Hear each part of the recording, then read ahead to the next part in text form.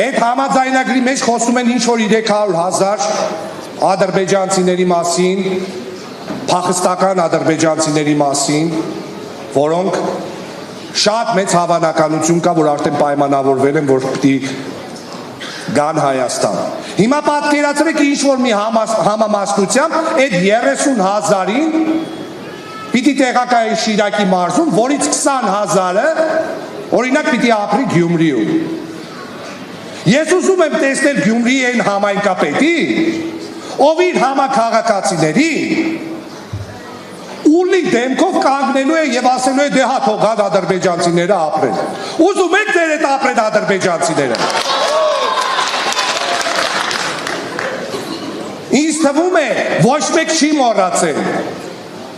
պատերազմի ժամանակվա այն կադրերը,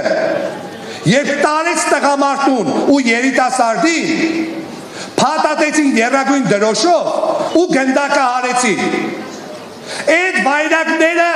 ոտք չեն դնելու ոչ Գյումրի, ոչ Հայաստան։